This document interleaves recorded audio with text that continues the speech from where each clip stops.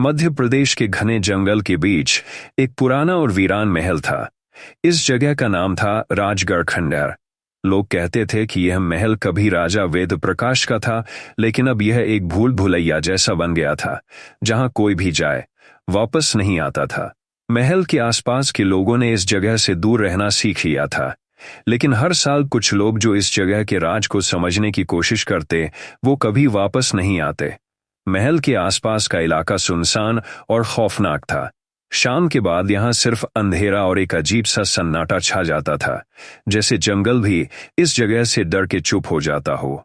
कहानी की शुरुआत होती है चार दोस्तों के साथ। राहुल, मीरा, विक्रम और अंजलि ये सब कॉलेज के स्टूडेंट थे जो पैरानॉर्मल एक्टिविटीज में दिलचस्पी रखते थे। एक दिन इन्होंने राजगढ़ खंडहर के बारे में सुना और यह फैसला किया कि वे वहां जाकर इस जगह के राज का पता लगाएंगे। सबको लगा यह एक एडवेंचर होगा, लेकिन उन्हें अंदाजा नहीं था कि जो दरवाजा वे खोलने वाले थे वह सिर्फ मौत का रास्ता होगा। राहुल एक स्मार्ट और डेयरिंग लड़का था जो हमेशा रिस्की कामों में मजा लेता था। मीरा थोड़ी सीरियस थी, लेकिन पैरानॉर्मल चीजों में उसकी भी दिलचस्पी थी। विक्रम को हॉरर मूवीज का बहुत शौक था, और अंजलि जो सबसे ज्यादा डरी हुई थी, बस दोस्तों के कहने पर आ गई थी। जब ये चारों महल के पास पहुंचे तो अंधेरा छा चुका था। महसूस होता था जैसे महल के हर कोने से कोई उन्हें देख रहा हो। हवा में एक अजीब सी बदबू थी, जैसे किसी पुरानी लाश की सड़ी सड़ी। महल के दरवाजों पर जंग लग चुका था और दीवारों पर पुराने खून के धब्बे थे। हर दीवार से एक कहानी चलाकर सुनाई देती थी, लेकिन यह कहानी सिर्फ मौत की थी। यह जगह कुछ अजीब सी लग रही है, अंजलि ने कहा। उसके होठों से डर साफ साफ दिख रहा था। यह तो सिर्फ शुरुआत है, राहुल हंसकर बोला, लेकिन अंदर से उसका भी दिल धड़क रहा था। जैसे ही उन्होंने महल के अंदर कदम रखा, उन्होंने महसूस किया कि तापमान अचानक कम हो गया है। हवा ठंडी हो गई, लेकिन वह ठंडक एक अजीब सी थी, जैसे किसी भूत का असर हो। अंदर एक बड़ा हॉल था जिसमें एक पुराना सिंहासन पड़ा था। सिंहासन के आसपास पुरानी तस्वीरें थीं, जिनमें से कुछ लोग उन्हें घूरते नजर आ रहे थे। तस्वीरों में दिख रहे चेहरे जैसे उन्हें जिंदा खा जाने को तैयार थे। छाती में एक बोझ सा महसूस होने लगा। अंजलि ने एक तस्वीर की तरफ इशारा किया।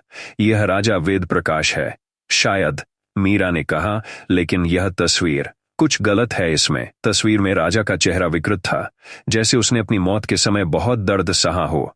एक पल के लिए अंजलि को लगा कि तस्वीर का चेहरा हिल रहा है, लेकिन उसने अपने आप को समझाया कि यह उसका वहम है। तभी एक ठंडी हवा का झोंका आया और महल के अंदर एक गहरी कराहती आवाज गूंजने लगी। तुम लोग यहां क्यों आए हो? आवाज एक कड़वी चीख के रूप में उनके तक पहुंची। सबके चेहरों से रंग उड़ गया। यह आवाज किसी इंसान की नहीं थी, यह कुछ और था। विक्रम ने डर के मारे अपनी फ्लैशलाइट ऑन की और एक कोने में उसने कुछ देखा।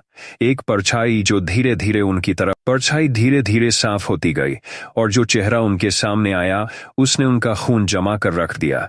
वो एक औरत थी, लेकिन उसका चेहरा इंसानों जैसा नहीं था। उसके होठों से खून टपक रहा था। आंखें सफेद थीं, जैसे वो देख नहीं सकती, लेकिन फिर भी वो सबको घूर रही थी। उसकी त्वचा जली हुई थी, और हर एक जली हुई छाप से दर्द और शैतानियत की बू आ रही थी। वो औरत नहीं, एक भूत थी, राजगढ़ खंडहर की भूतनी, जो अपनी मौत के बाद भी यहां भटक रही थी। और वहां मत जाना, उसने एकदम से चीख मारकर कहा, लेकिन राहुल को लगा कि यह सिर्फ उनका डर था जो उनके दिमाग में खेल रहा था। यह सब नौटंकी है, राहुल बोला, लेकिन उसके लफ्जों में भी कुछ शक था। वो परछाई अब बिल्कुल पास आ चुकी थी, और अचानक वो उनकी टॉर्च की रोशनी में गायब हो गई। सबके अंदर एक अजीब सा डर महसूस होने लगा। महल के अंदर से अब सिर्फ हवाओं की चीख सुनाई दे रही थी, लेकिन वो चीख एक औरत की थी जो अपनी जान बचाने की गुहार लगा रही थी। विक्रम ने कहा, चलो यहां से, कुछ तो बहुत गलत हो रहा है। लेकिन राहुल अपने फैसले पर अड़ गया।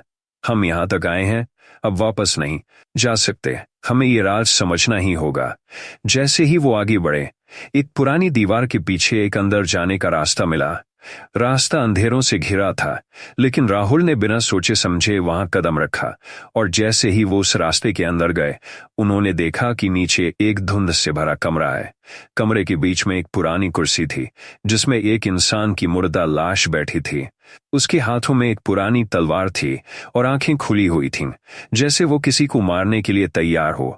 लाश का चेहरा उतना ही भयानक था जितना महल के दरवाजे के बाहर का अंधेरा।